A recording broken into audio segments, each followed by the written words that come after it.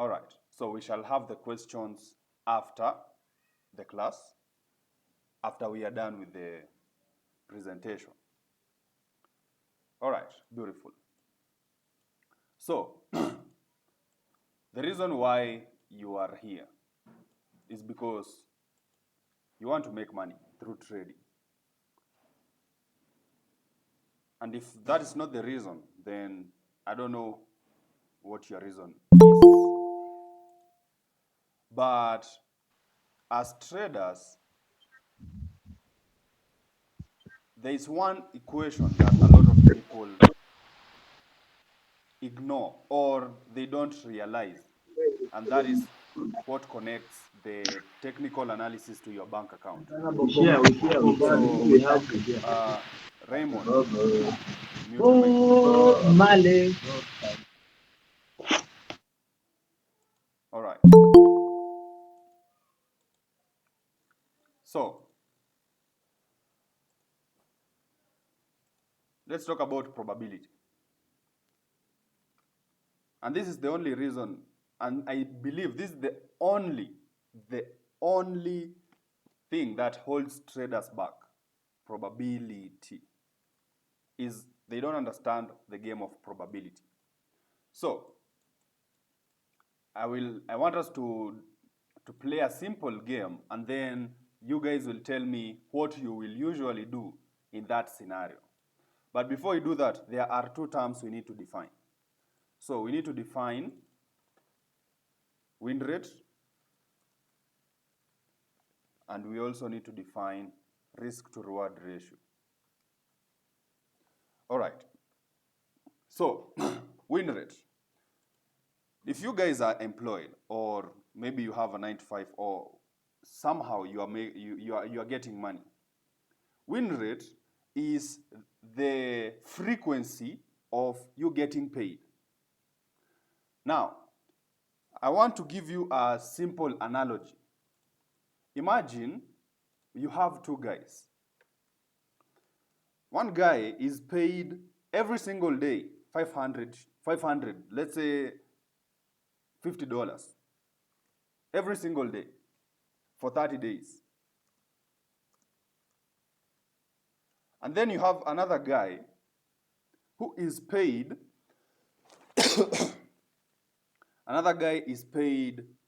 let's say 1,000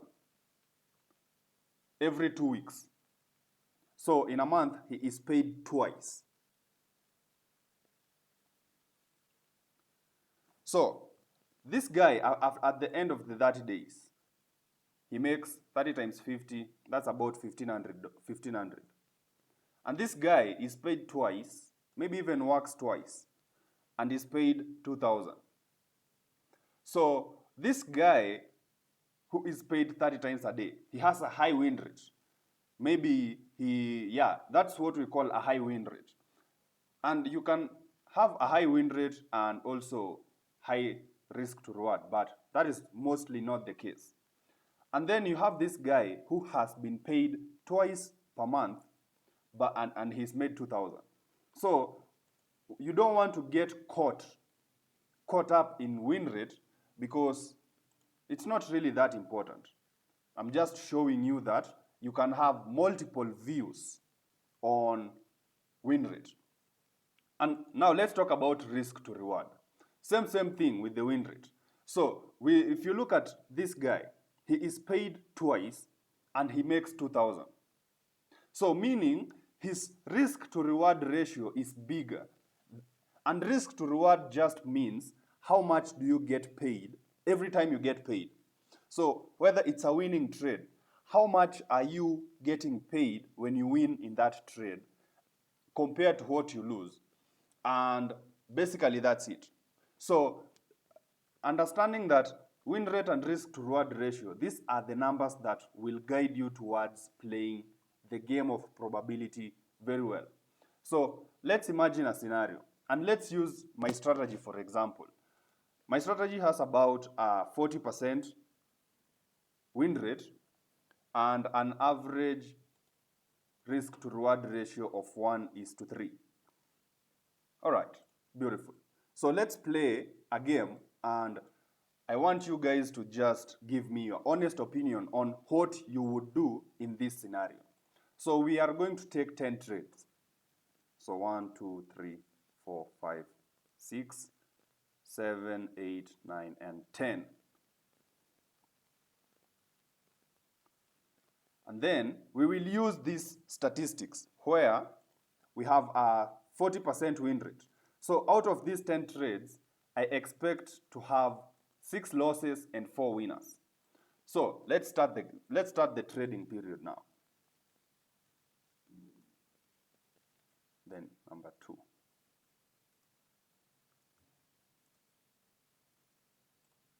All right. So in the first trade we take, we start with a loss. The second trade, we get another loss. All right. So let's start with First Fix Kenya. How are you?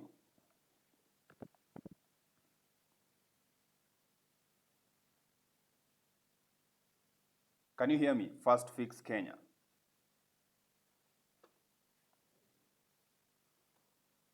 All right. How about you, James? Can you hear me? James Njao.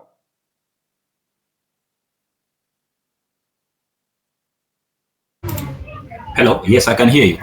All right. So let me ask you, when you start your trading period and you have 2 losses, what do you think? What is going through your head? What is going through my head? It depends. You said the whole of the week you do 10 trades. So the trading period is 10 trades. Okay. And this is a new strategy. Say this is a new strategy you've learned. The first 2 trades are losers. What are you thinking about the strategy? Okay, I will continue. I will continue. I will continue placing trades. But of course, I have to be honest, my psychology will have been messed up because no one likes losing. Okay, when you say messed up, like what is that feeling that you're having now in your head? The feeling of losing money, anyone knows it. All right, let's continue with you. The next trade you take is another loser. So now what are you feeling? Even more devastated. Okay, and now what do you do in the next trade? What are you thinking of doing in the next trade? Okay, in such a scenario, what I usually do, I usually 3 consecutive trades. It has happened to me from maybe a few weeks ago on a Monday, perhaps. I had to shut down the machine for me to protect my capital and maybe do other things now because I actually did three consecutive losses. And now I'm curious, like when you're thinking about now coming to the computer the next day, what are you feeling? What are you feeling on that next day? Of course, now will be how do I recover the 3 losses? That is the first thing that is on my mind. How do I recover so that I break even? That is now on a Tuesday. That is the first thing that is on my mind. How do I recover the 3 losses I incurred yesterday? Now on a Tuesday. Now on a Tuesday when I traded, I had another first loss in the morning. And now maybe the next 2 trades I won, of which maybe somehow I never maybe recouped the whole amount, but I had recouped some. And did you use the same strategy? Of course, let's say my system. Let's say it usually works. It usually works. I have an almost win rate of that 40%. It usually works. Yeah. All right. I trust it. Beautiful. I see you are more advanced. And I'm curious. Let's ask Marlon. Marlon, So what would you do in a situation where you have 3 losses in a row? actually, I'll do the opposite of the strategy that I used before. Like if I did the first strategy, give me a loss. I try to do the opposite of what it is, but I will have something. Okay, okay. How about you, Samuel? What do you do?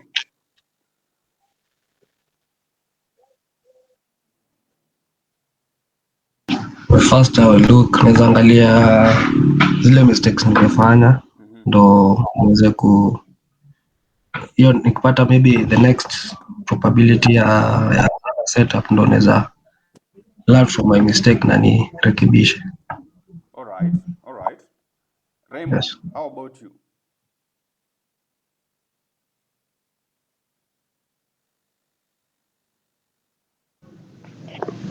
I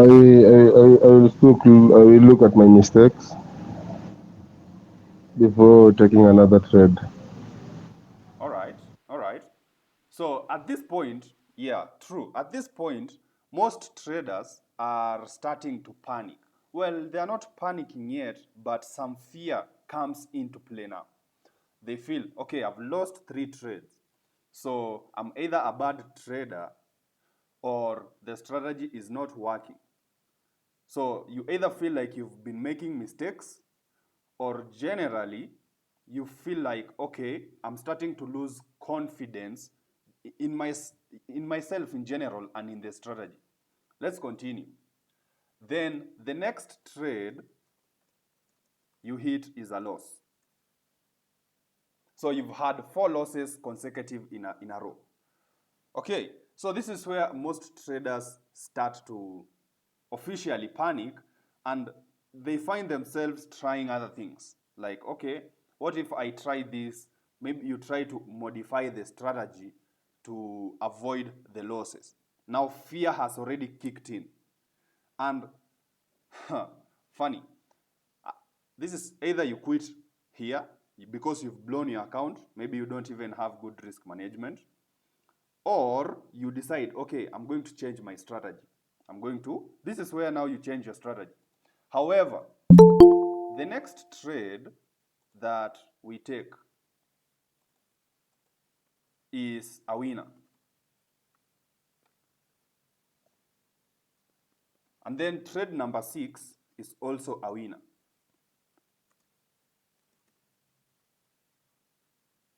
So by trade number 4, you are questioning everything. So you are like, am I making mistakes? Is this going to work?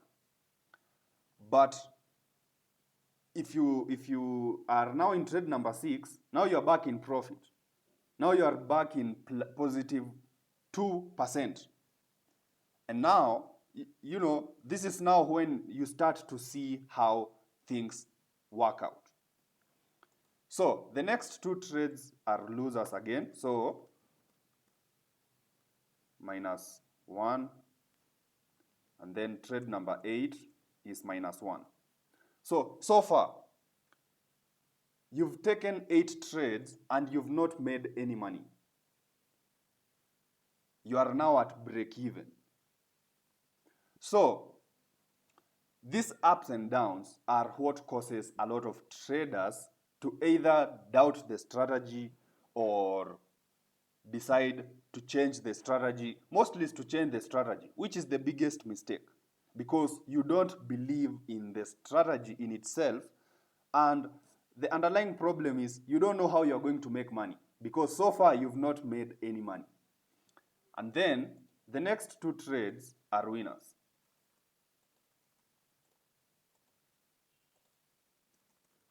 So that would be +3. And that would be +3.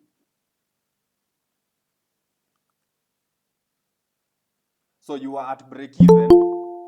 Now you are at 6%. So you are back to profit. So let me ask, let's start with James. James.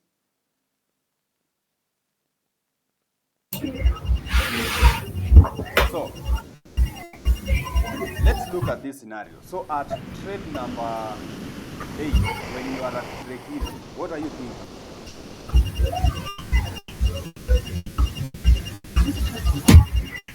I will say at the moment, being at break even, you will feel, of course, your strategy is working.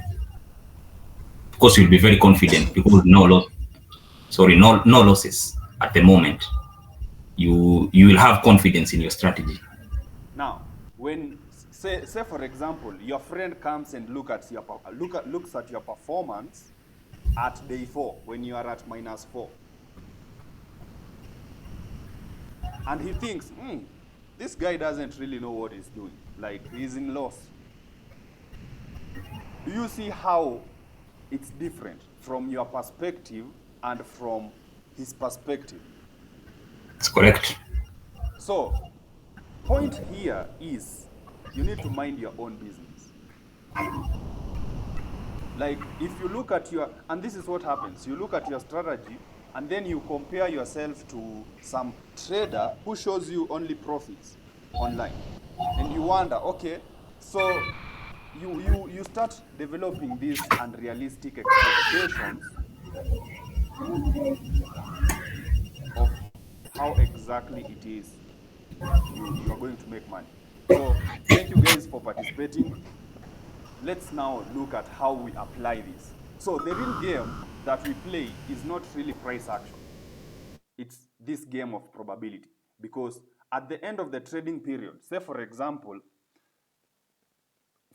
and this is just through experience. Like last month, I only took 8 trades. So this is just like a direct reflection of how my trading usually is. And I was up 4%. Now, when you come and look at my day in, day out trades, you'll find that I sometimes I'm down, sometimes I'm up, sometimes I'm down, sometimes I'm up. However, if you have, say for example, a base of $1,000, if you make 4%, that is $40. Yeah, that's $40 if you are risking 1%.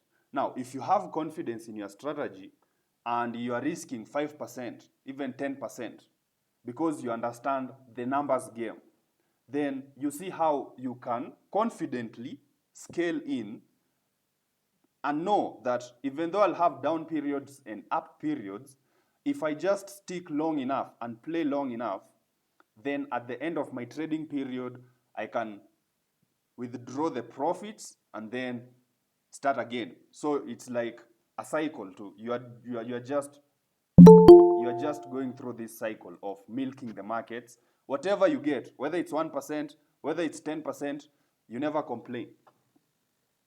And so basically, that is the game of probability. And this is what connects to your bank account. Funny enough, most people come to trading, they don't know how they are going to extract the numbers from the screen into actual real money. So this is the equation. On the front end, you have technical analysis.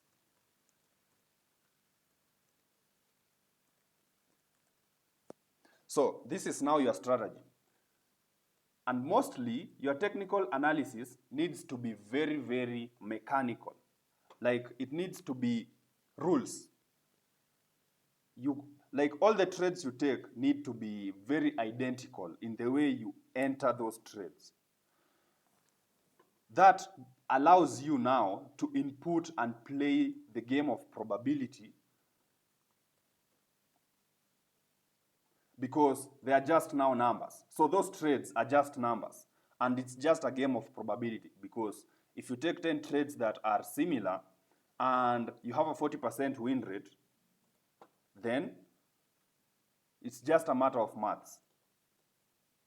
So technical analysis plus probability plus time.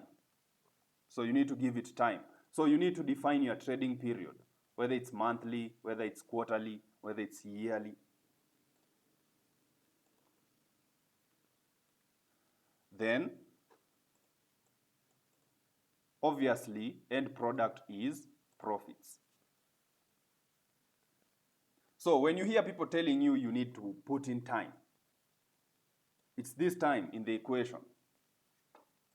Now, let's break it down further into some of the problems that you might be having and how the reason you're not seeing profits and where in that, because it's a spectrum of where you are right now in your journey, so that you know what to do next and to do next. Let's start with technical analysis. So if you have, say for example, if you are maybe doing ICT, ICT has a lot of different methodologies. So I'll use the example of my strategy. My mentor has many different concepts, but I chose to pick only one that I understood, and then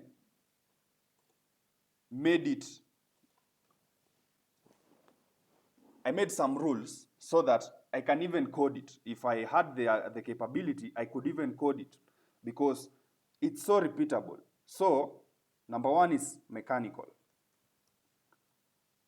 If you have a mechanical process, then you don't make mistakes. So there was some response when you have 4 losses, you start going back to your strategy to look at what is the mistake that I did. But in reality, those losses, if you've been in the game long enough and you don't really have psychological problems or your mindset is fine, then you don't make mistakes, because technical analysis, the strategy, it's there, like it's not changing.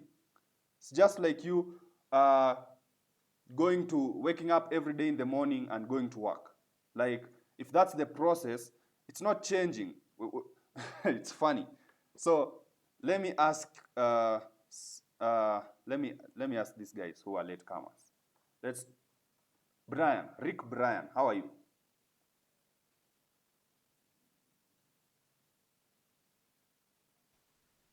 I'm fine. We can't really hear you. Can you speak a bit louder? Yes, I'm fine. Yes. So let me ask you, have you ever lost some money? Like you were out and you found yourself, okay, I had some money, I lost it. Yeah, I've lost money. Like every time I trade, I lose a lot of money. Not even in trading. I'm talking like maybe you are out and about doing your thing and you just lose money. Yeah, I've lost some money. So when you lose money, do you go back to your house and start revisiting, okay, did I make a mistake when I woke up? Did I make a mistake? Or do you just say, okay, that's part of the game, some money will be lost randomly? So like, do you go back and reanalyze everything every time you have a bad day? Yeah, I do that always. Okay.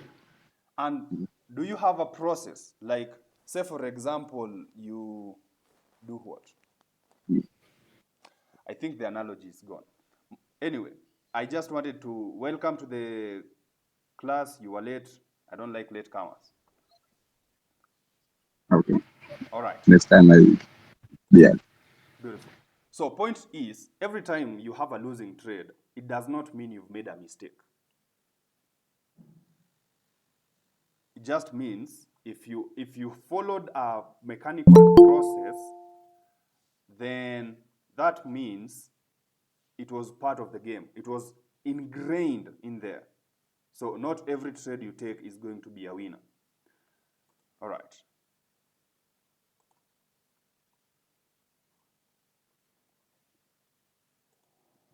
Next is probability. And this is where most traders don't understand how to apply probability. And let's think about someone who is employed, someone who is working a 9 to 5. The only reason that guy is going to be paid at the end of the month is because he shows up every day and does what is expected. So if, say for example, you are an accountant,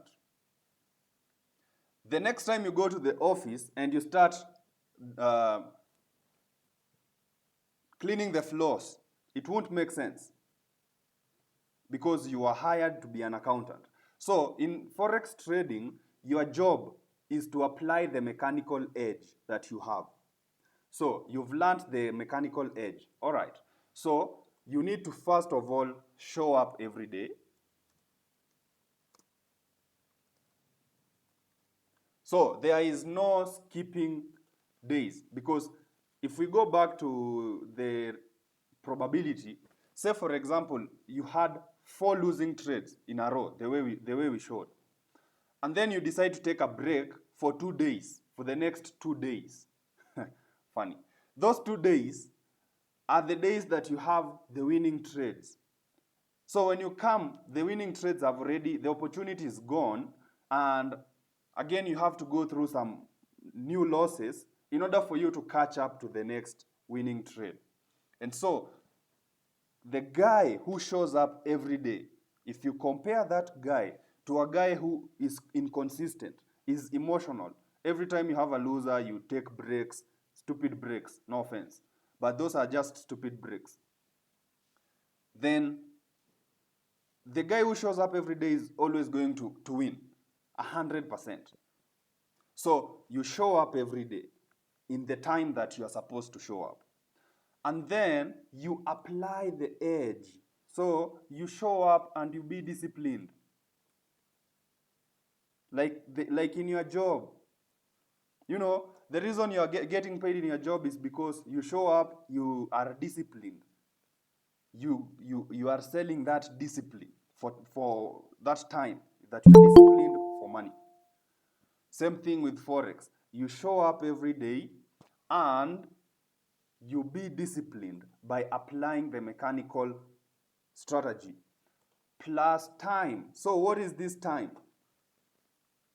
This is the trading period that you give yourself. So it's not there is no one single trade that is going to get you out of the gutters. It's going to be consistent trades over time. Those are the ones that add up, and eventually you can start scaling in with your money. Because if you don't define the time, then it's very hard to stay focused and to stay rational. So let's say in 1 month. It's as simple as that. So have a mechanical edge, show up every day, and know you are showing up for how long. Let's do a simple calculation here. These days we have prop firms. It's very easy for us to access prop firms. So if you have $100,000 in prop firm, and your edge gives you 2% a month, so that is 1 month. Then 2% of $1,000, that's $2,000. And so, point here is, once you have your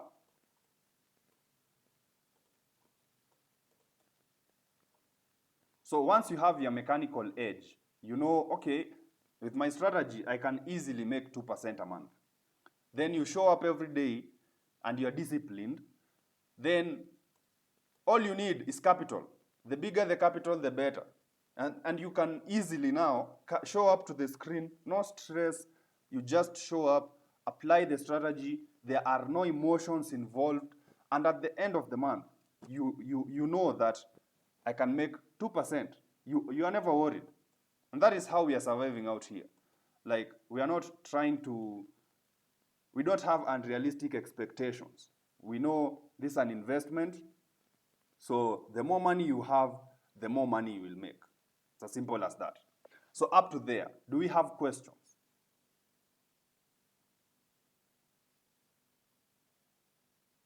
If you have a question, just raise up your hand so that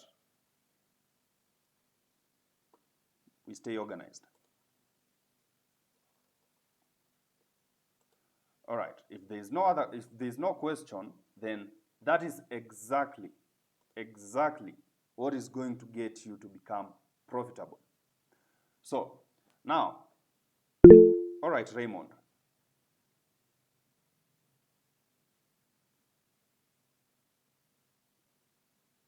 Raymond, I can see your hand is up.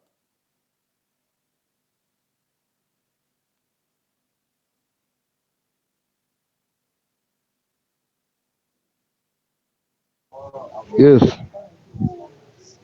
I was asking about growing small accounts, about starting with a small account and then growing it into a big account, like growing like $50 into 100.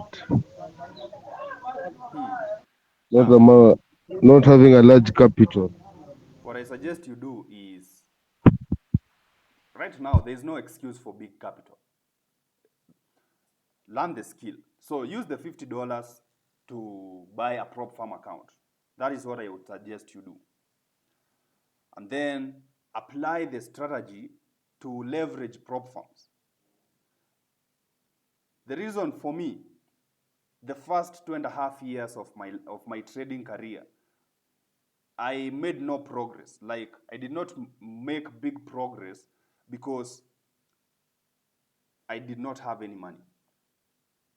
So this is a game for people who have money. If you don't have money, then you will always be stuck in that loop of desperation where you have $50 and then you want to flip it.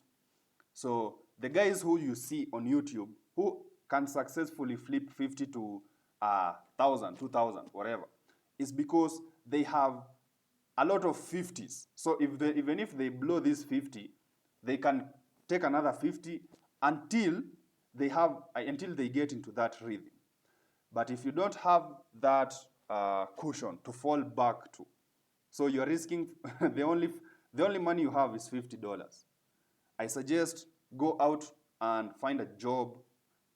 Like, the market will always be there. So when you have more money, it's far much easier to trade. I can guarantee you 100%. That is not what other people are telling you out here. If you have $50, buy a prop farm account, and then get comfortable with those big numbers. It will just come to you. I think I talked a lot. Yes, Marlon. Talking about the prop farmer. I What can't hear you. nasema kuongelelea mambo na prop farm ni gani inakuwaga best kununia Kenya juu imejaribu some so inakuwaga tricky somehow. This is my advice. Right now, your problem is not the prop farm. The capital. The problem is the capital. Yeah. So if you are looking for cheaper, you can just go look at I don't remember the name of that. Prop farm match. Yes, prop farm match. So prop farm match will show you all the prop farms that are verified, that maybe have credibility and are cheap. Because they trade one and kind of went in the profit. Pardon? Never accepted. So, nasema jaribu moja then ilienda na profit hivyo just You passed. yeah I passed but ilienda tu hivyo do kuenjoy exactly. So ulipass phase 1 na phase 2 alafu bado ukapass hadi ukaunda profit. Yeah. Oh, yeah, so vitu kama hizo happen. So ndo nilikuwa nakuuliza the best platform that I could buy in the first place or something. So mimi venye nimefanya, I have diversified. So think about it. If you want to buy say a $100,000 account, instead of buying it from just one prop farm, you can buy 4 25K accounts from 4 different prop farms.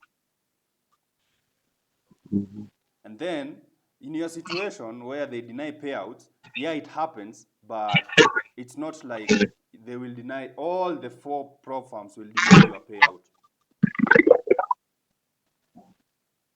So I don't have a best. I don't have, like, I can't say which one is the best. That's what I'm doing. I'm just diversified. Any other question?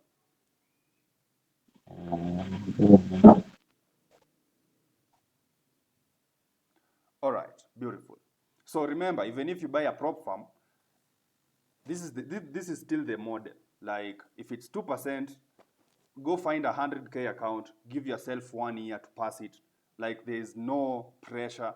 And when you pass it, you continue doing that.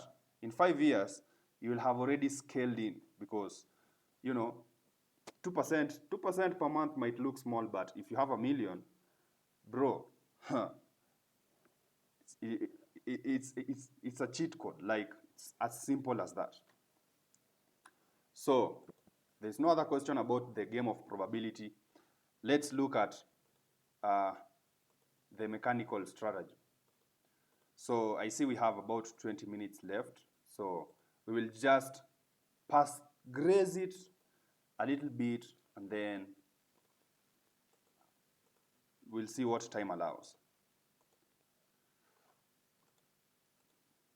All right, so now, usually I don't like to tell people to jump from strategy to strategy. So right now, if you have a strategy that's working for you and you believe in it, I'm sure whatever it is I've talked about, the dots have already connected.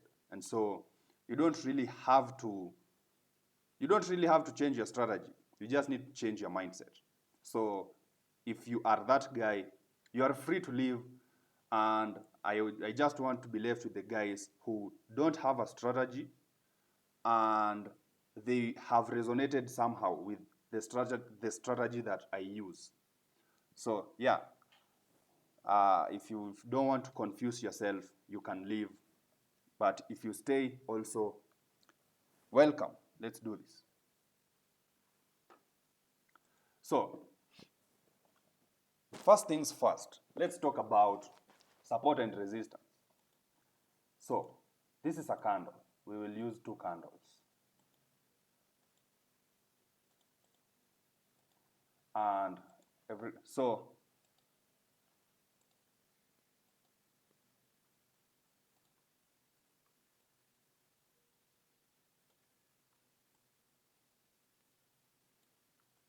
all right, like that. Let's color this one to be bullish. And that's what we'll use. So first things first, let's start with the anatomy of a candle. This is the basic and building block of the chart that we are using, and it would be very ignorant of us to look at a chart and don't understand what really is happening on the granular or the candle level. So whether a candle is bullish or bearish, there are things that stay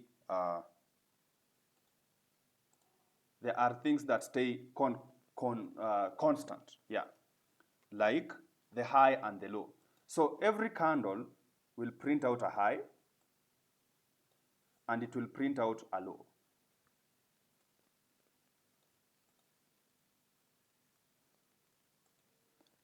And it's whether it's bullish or bearish.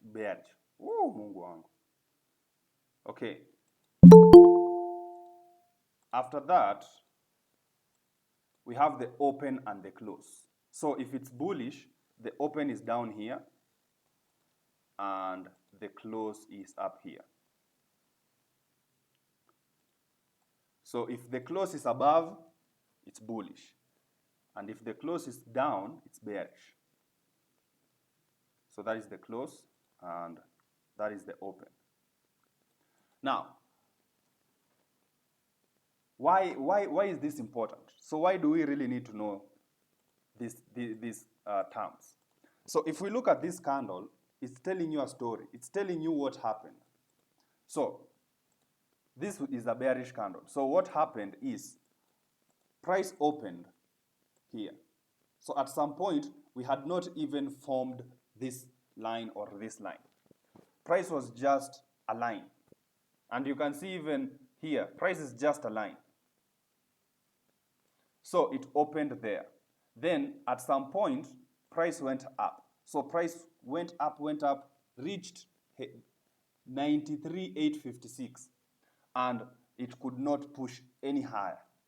So that is what we call resistance.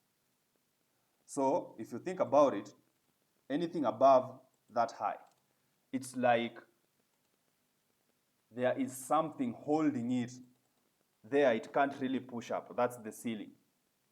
Then price went down. So when it's going down here, maybe it's not even having any problems. But once price reaches this particular area, 93,838, it could not push any further. And it was actually pushed up, and then time was up, it closed there.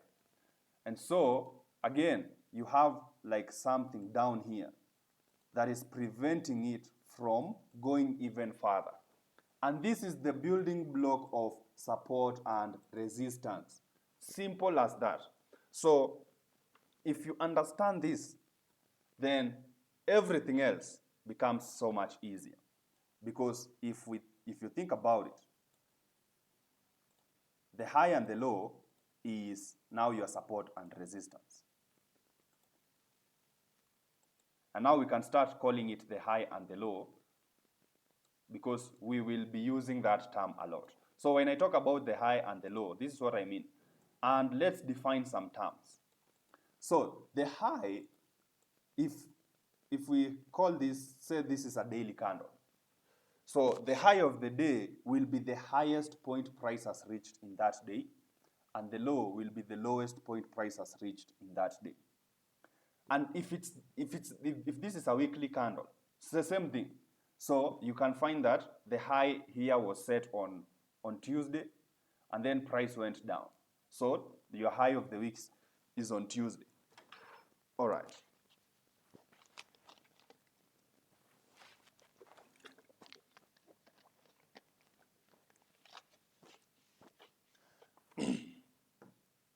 Now, let's imagine a scenario now. The next candle opens and goes higher. Oh, it's down here. So it opens down here and goes higher and breaks out. So we were going down. Next candle opens, gives you a pin, a small pin. All right. And then on the upside, it also gives you another pin. So you need to like ask yourself, each candle is telling you a story. It's giving you like, it's showing you its hand. Like this is exactly what you need, what is happening. So first candle goes to the high, fails to continue even higher. But the next candle goes to that high that was previously very heavy for the previous candle, and then breaks out and closes above it. So this is what we call strength in the market. So this is a signal, and it's telling you that there is a very high probability the next candle will go higher. That's the only thing you need to know. So let's copy this.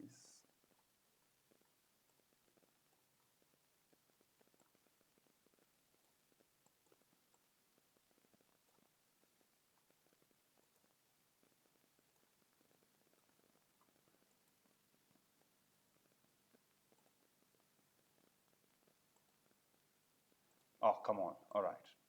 So now let's look at another scenario where price opens and goes and breaks out, but does not close above. It is pushed back again inside. So price, the first time it attempts to go to that high, it's pushed down. Second time, price breaks out, continues even higher, but it's again pushed down, and the candle closes back inside of the high of the previous candle, then that is telling you the guys that were here at the high are still there and they are still ready to push in the market. So it shows you weakness that, and so yeah, that is a sign of weakness. It shows you that if they can push, if price goes higher and is pushed down, then the next candle, there's a very high probability it will go down. And this is a very black and white way of knowing whether to buy or sell. In fact, let's look at just price action and see how price moves. I want to see where we have a lot of choppiness. All right, let's start there. So if we look at what's happening here, let's start on this red candle. This red candle gives you a low and a high. And you see we have, funny. So we have this high, this low. This price broke out, pins the low. So at some point, this was a bullish candle, very strong to the downside. But the people who are down here pushed that market up. All right. So this is to me a sign that we are bullish. We can see some bullish movement. You see, so price goes up. So it did not touch. So to me still, I'm very bullish until either price comes and breaks out to the downside or to the upside. Because I am interested in the reversal. So if price breaks out and closes back inside of the range, then we have a reversal signal. If it breaks out, it's a continuation signal. Same thing here. If it breaks out and closes back inside of the range, we have a reversal. If it breaks out, then price will definitely continue in the direction of the breakout. So what happens? I'm still bullish.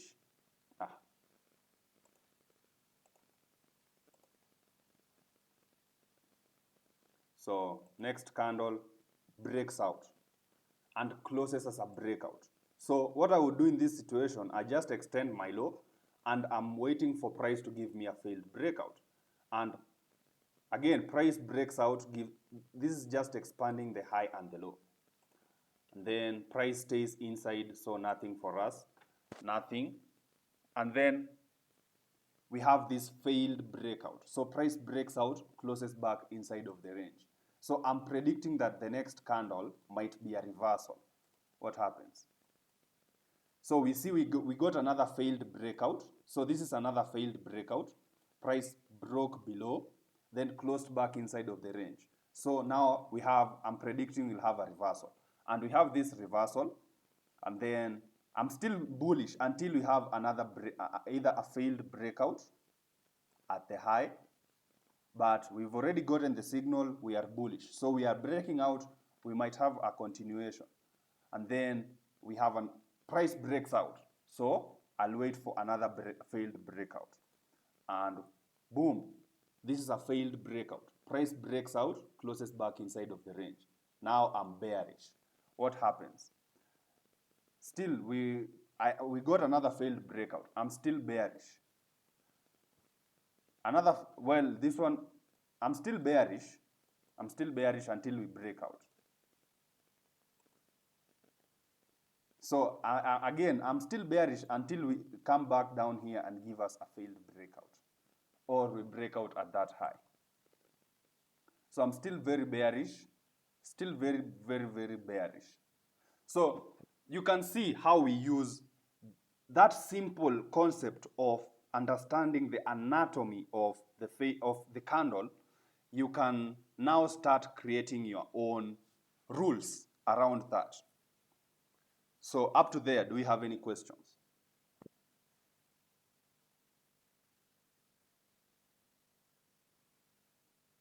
If you have a question, you can raise your hand and then we do it very organized.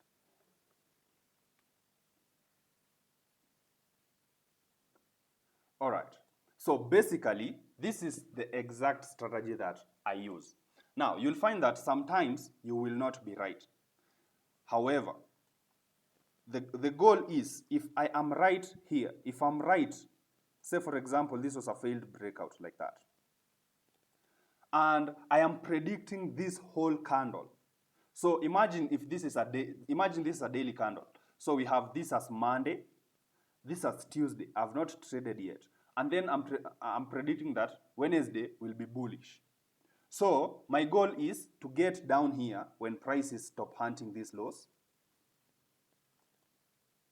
and then hold and hold and get out up here. So the risk to reward ratio, if you get a 1:5, then you have 5 more opportunities to be wrong. So you can find maybe the next 2 trades are losers or 3 trades, and then you hit another one, 1:3. So you make 5 steps forward, 2 steps backwards, 5 steps forward, 2 steps backwards, like that. Overall, you are still moving forward. And if you consistently do that over time, then you are making that small incremental gain every single trading period. So that is exactly what support and resistance looks like to me. And I see we have very little time to get into the details of how I do this. So I'm going to stop this class there today. The next class will be next week, Saturday, same time. So if you want to learn more, then I will see you on Saturday. So do you guys have any questions up to there? Any question?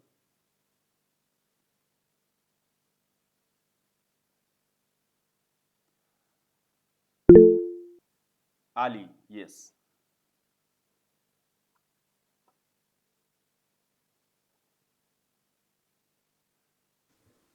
The question is which is the best time frame to be used here to determine this strategy of to find out the ranging. So right now we are still in the very early stages of learning the strategy. So even we don't care, right now we don't even care about the time frame. We care about what the candle is saying. So you can use any time frame to just look at the candles. It doesn't matter. The candles are just candles. But over time, so maybe the next class or the next 2 classes, as we dive deeper, then we can start to uncover how we use time frame to stay consistent in the market and not confuse ourselves, because there are so many time frames, and if you don't understand the significance of that time frame, then it makes no sense to use it. So I recommend you join the next class to understand the deeper and deeper ways of how we use this strategy. Any other question?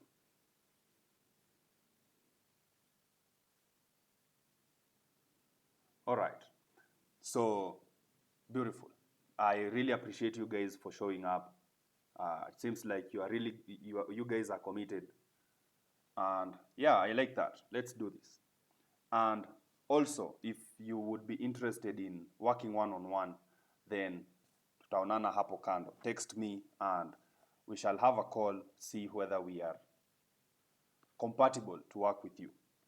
And man, I will see you guys next week on Saturday. So go do your homework. I've recorded the class. I will upload it on YouTube so that you guys can watch it. So I'm curious, is anyone here opposed to the thought of me posting this on YouTube?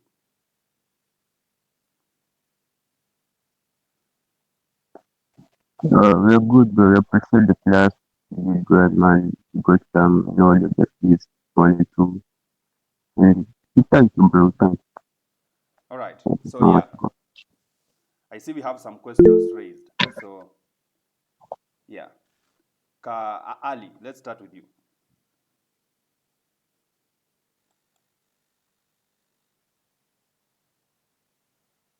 Okay, I don't see. I don't think you had a question. Raymond, did you have your hand raised? I don't have any question. All right. So if there is no question, bye bye. See you next time.